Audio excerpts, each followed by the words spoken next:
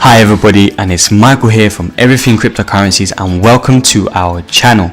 Today is a special day as we celebrate the 10-year anniversary of Satoshi Nakamoto releasing the Bitcoin whitepaper to the world.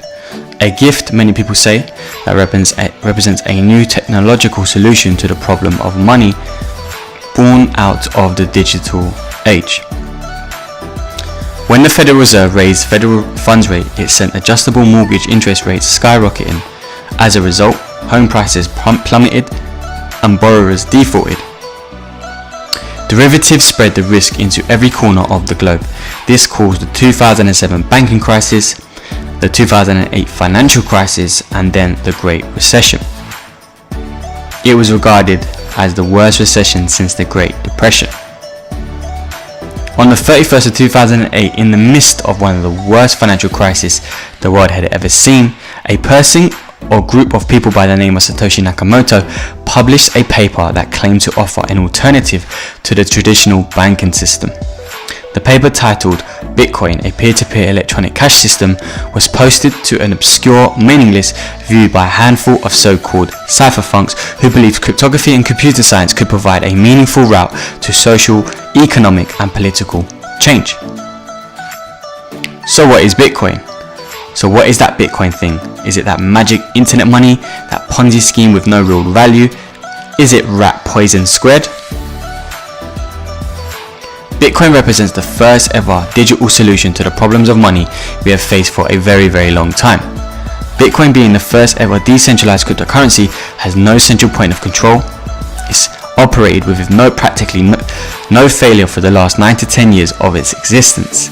And if it continues to operate like this for the next 90 years, it will be a compelling solution to the problems of money, offering individuals in the world today sovereignty over their money that is resistant to unexpected inflation. It represents a new technological solution to the problems of money, utilizing several technology innovations that were developed over the past decades and building on the many attempts at producing digital money to deliver something which was almost unimaginable before it was invented. So where do bitcoins come from? So Bitcoin cannot be printed out of thin air like paper fiat currencies by central authorities such as banks, governments, or third-party intermediaries. It has to be mined by miners in order to verify transactions on the blockchain. Mining achieves a good balance between cost-reward and helps solve the problem of security in the blockchain system by aligning people's self-interest with the needs of the network. Bitcoin has a finite supply of 21 million, which is set to be reached in the year 2140 based on the Bitcoin protocol implemented by Satoshi for transactions to be verified on a blockchain every 10 minutes. Using mining equipment and expending massive amounts of computational power and resources, miners compete to verify and complete puzzle transactions using mathematics and cryptography. With the more hashing power you own, the more likely you are able to verify transactions first, completing the block before anybody else does. Where traditional currencies are continuously increasing its supply and decreasing its purchasing power, Bitcoin has so far witnessed a large increase in real purchasing power despite a moderate but decreasing and capped increase in its supply. Because miners who verify transactions are rewarded with bitcoins every 10 minutes for verifying a transaction in each block successfully, these miners have a strong vested interest in maintaining the integrity of the whole entire network. This results in a record of truth over time that can be easily located, which is made public on the blockchain to everybody around the world. This is a quote taken from Satoshi himself. Banks must be trusted to hold our money and transfer it electronically, but they lend it out in waves of credit bubbles with barely a fraction in reserve. We have to trust them with our privacy, trust them to not let identity thieves drain our accounts. Their massive overhead costs make micro payments impossible. So, can Bitcoin be considered money? So Bitcoin has been designed to have many of the desirable properties of a money-like good. It is portable, durable, divisible, recognizable, fungible, scarce, and hard to counterfeit. However, money today needs to serve as a unit of account, as a medium of exchange, and lastly is to serve as a store of value. Currently today, at the time of shooting this video, products or merchants do not currently price their items in Satoshis or BTC value. Bitcoin also is far too volatile to be considered a store of value. As we saw going into the start of 2017, Bitcoin's price was in and around $1,000, then we saw it rise parabolically to $19,500, then back down to the current price of shooting this video of around $6,000. I heard a funny joke once about Bitcoin's volatility.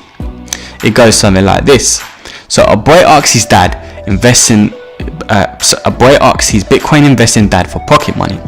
He asked his dad, "Can I have $10 worth of Bitcoin?" His dad replied, $9.67.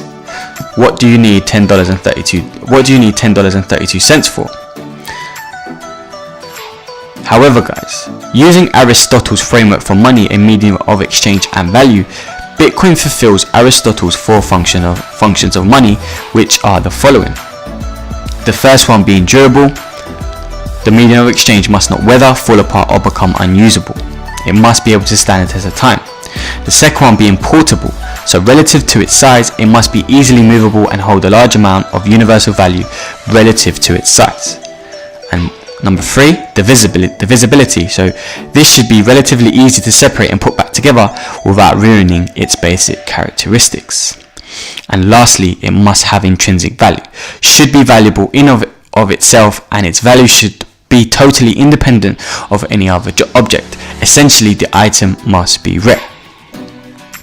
So now we're going to move on to some negatives of Bitcoin to give you some plain truths about Bitcoin.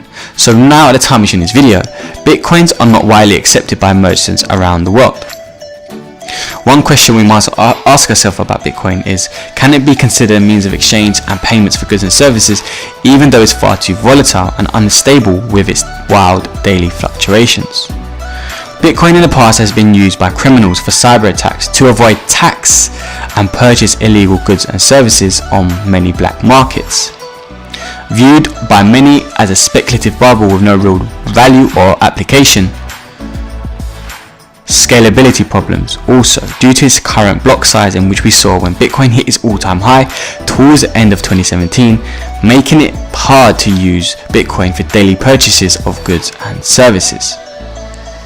Also, at the time of shooting this video, there's a lack of regulation in the space.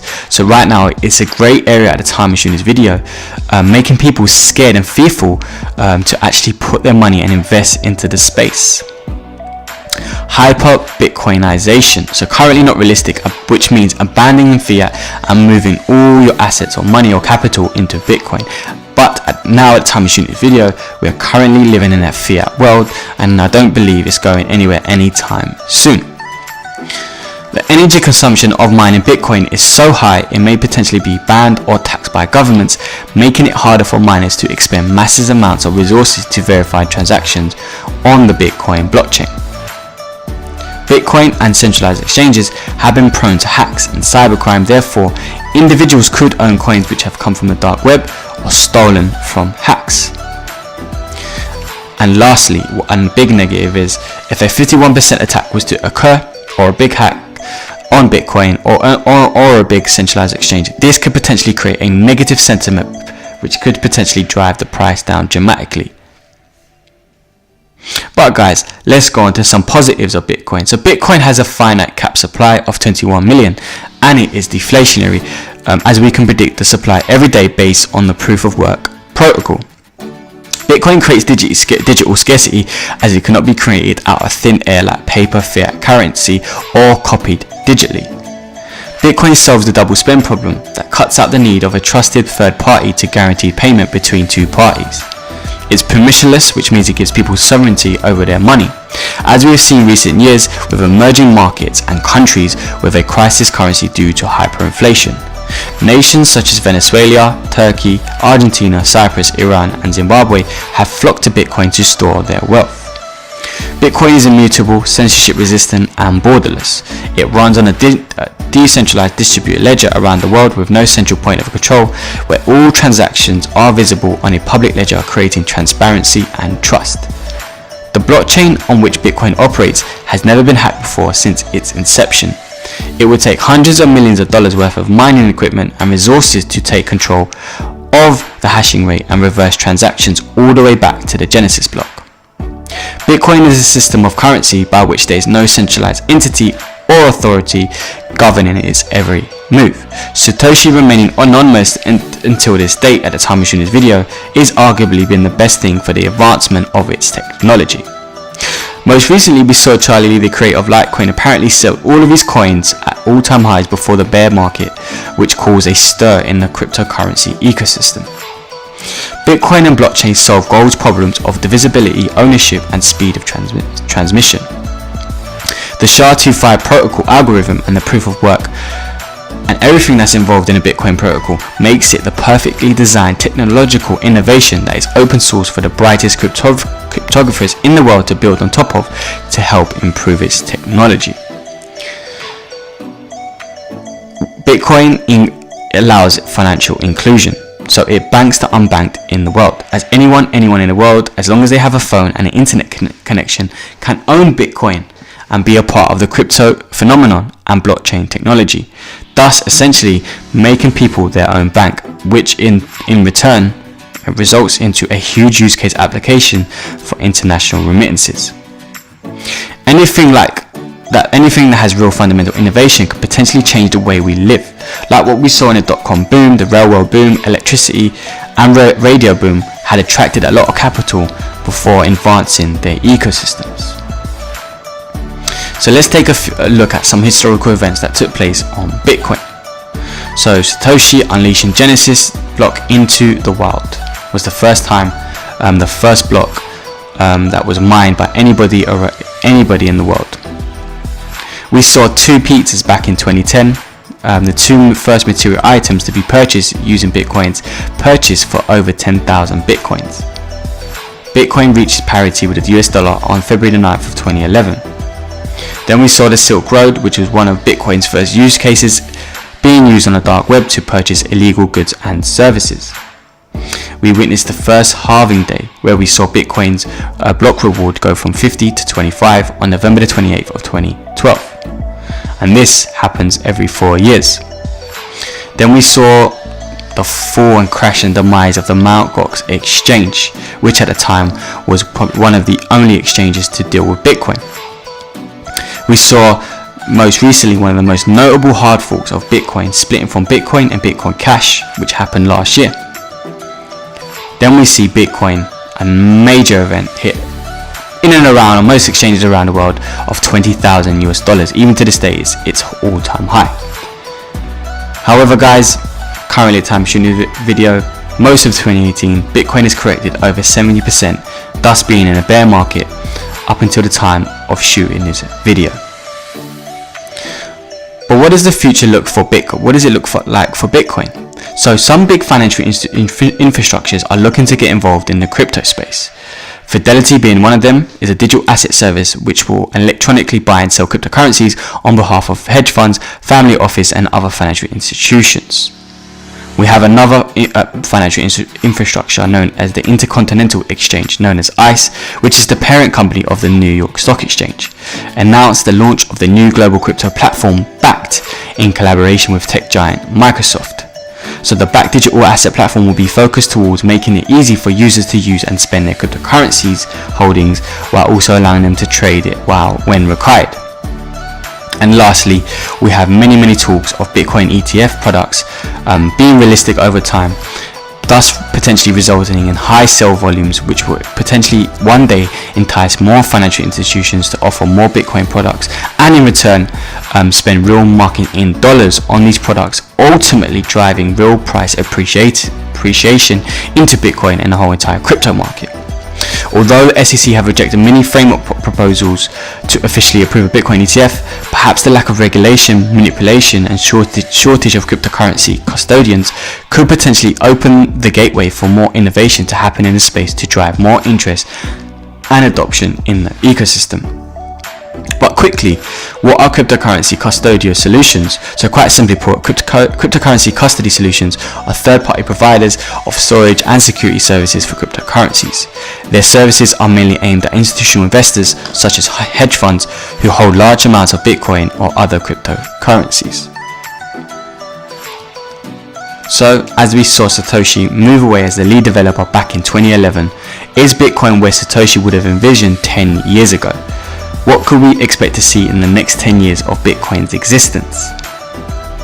Number 1, could we see more institutional infrastructures entering the space, providing gateways for investors to invest comfortably into Bitcoin and cryptocurrencies, complemented by regulators actually providing a proper regulated framework for the cryptocurrency ecosystem? So as we are entering a new era where Bitcoin exchanges are becoming more regulated and simultaneously we are seeing the arrival of Bitcoin-based securities, many types of cryptocurrency fund pop up all around the world, including ETFs known as exchange-traded funds.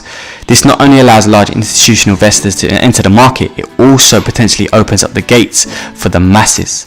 Many regular investors using traditional banks and investment services to invest as these securities become available on the go, this could be a complete game changer to open up doors for more liquidity to enter the space to smooth out volatility.